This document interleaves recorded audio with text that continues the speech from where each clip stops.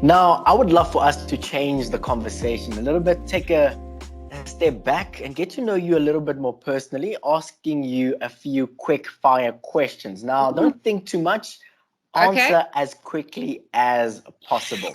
And let's start here. Let's start with your nickname. Now, we've done a little bit of investigating and we found out that your nickname is Biscuit and Riske. What on earth does that mean and where does that nickname come from? Biscuit was from a former team. They wanted to call me Mari, and I was like, no, that's a biscuit. So then Biscuit kind of stuck. And Riske is just basically my name without the MA. Okay, then let's look a little bit at your favorite mountain bike track. Which one would you say across your career really stands out for you and you just simply love that track? Andorra. How so? Why is that track so special to you? Just amazing. And it's at altitude. It's, I think, something at like 2,300 meters. I have no idea why, but I absolutely love it. I've got asthma, so being at altitude like that high, I just feel the air is actually clear. So I can actually breathe. But yeah, I also had my best World Cup result there, 13th place. So I absolutely adore the track, and it's hard and it's rough and it's just my type of riding. Definitely. Let's talk a little bit about your strengths. What would you say are your strengths that you use to capitalize on as you move one step closer to that podium? Ooh, let's say it in Afrikaans, hardkoppig.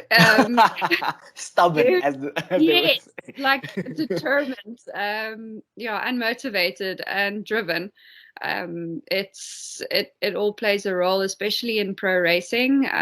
You need to know what you want, and you need to be able to get to a day in and day out. It's not always easy, but yeah, grafting every single day.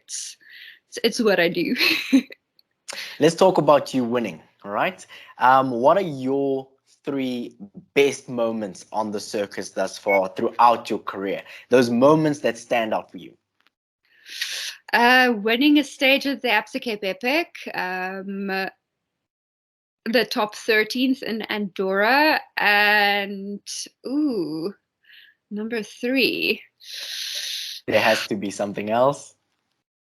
Langkawi. I did a marathon World Cup there, and actually also the eliminator podium that I got last weekend. How can I forget?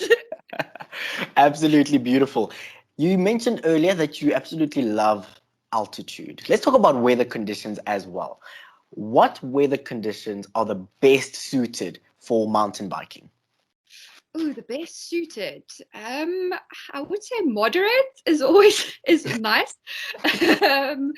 But yeah, we do get extreme conditions, especially in South Africa and in Europe this year. I don't think I've actually had a race that wasn't wet. But yeah, generally I prefer around like 20, 24 degrees is quite nice. But yeah, now the fun part comes if you are acclimatized for warmer weather like we are in South Africa, we tend to do well there as well. So yeah, then the Europeans start struggling. So we need to play to our strengths. So you have a slight advantage, you would say. Yeah, I think so. Beautiful. Let's talk a little bit about the current bike that you are using. And do you possibly have like 2 or 3 sets of bikes, like a training bike and maybe a bike that you use for races? Yeah, I'm very privileged in that sense, especially having a base in Europe. So I've got 2 bikes here, a hardtail and a full suspension.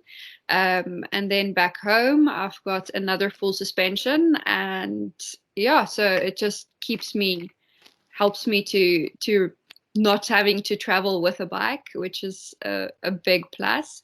And yeah, so basically I've got a South African bike and I've got a European bike. Not so much a training and a racing bike. All right. Let's talk a little bit about finding the line. We hear that sometimes in F1 racing, but apparently it also applies to cross-country mountain biking as well. What exactly is it to find your line or the racing line? Definitely. So like I said, there's drops, there's rock gardens, there's so many obstacles and routes and everything. So You need to obviously get the smoothest line and get the fastest line. So basically you scope out the track and then you look for places where you can gain time or overtake opponents and things like that. So it's definitely a thing in cross-country racing. Actually, cross-country is a lot similar to F1 in a lot of aspects. So yeah, I think we can learn from them as well. All right. Let's look a little bit at what you once said. Now, earlier in the interview, you talked about being 𝗙𝗃𝗋, the ability to push through and to persevere. And you once said, I just love pushing myself past all limits I thought possible. What exactly do these words mean to you? I actually think I said that at a school speech once.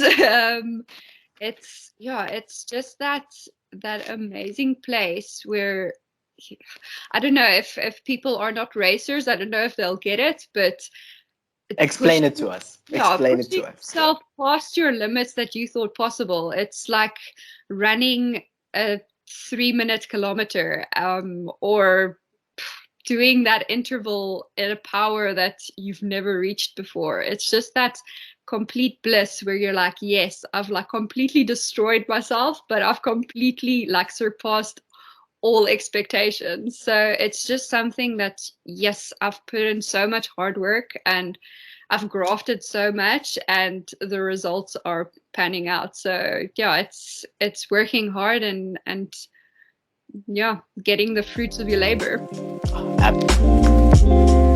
You're locked onto the Sport Mvt Insider, a podcast for unrelenting coverage of women in sport. Coming up this Friday, our athletes, coaches, and administrators answer the questions that you have always wondered about. If you haven't sent through your questions yet, just slide into our DMs, tell us your name, where you're from, and leave your questions, and we will make sure that we ask them. Keep it locked onto Sport Mvt, where we celebrate women in sport.